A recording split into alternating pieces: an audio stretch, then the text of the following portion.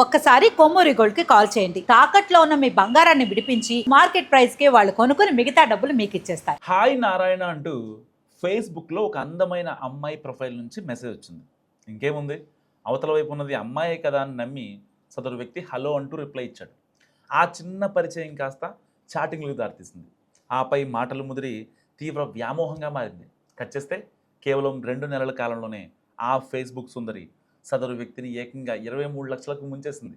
తీరా అసలు నిజం తెలిసాక బాధితుడు మైండ్ బ్లాక్ అయింది.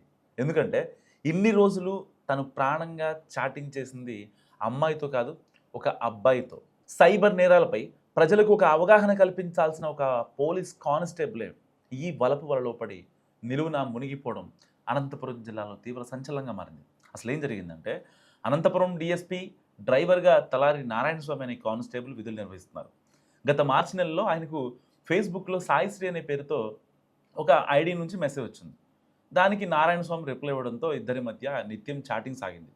సాయిశ్రీ అనే పేరుతో ఉన్న అవతలి వ్యక్తి నారాయణ స్వామిని పూర్తిగా తన మాయమాటలతో వలలో పడేసుకున్నాడు. పరిచయం పెరిగిన కొద్ది రోజులకే సదరు ఫేస్బుక్ అకౌంట్ నుంచి అర్జెంటుగా 30,000 కావాలంటూ మెసేజ్ వచ్చింది. వెనక ముందు ఆలోచించని కానిస్టేబుల్ వెంటనే ఆ డబ్బులు పంపించేశాడు. ఆ తర్వాత కూడా రకరకాల కారణాలు చెప్తూ పలుమార్లు నారాయణ స్వామి నుంచి ఏకంగా 23 లక్షల రూపాయలు వసూలు చేసింది ఆ మాయలేడి.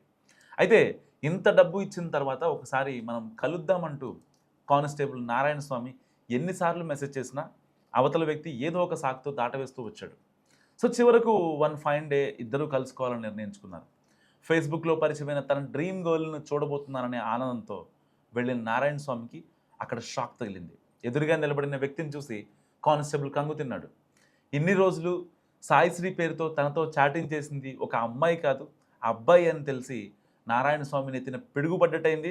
ఇంకా ఘోరమైన విషయం ఏంటంటే, అలా అమ్మాయి పేరుతో మోసానికి పాల్పడిన వ్యక్తి ధర్మవరం పట్టణానికి చెందిన వెంకటేష్ అనే ఒక స్వలింగ సంపర్కుడు.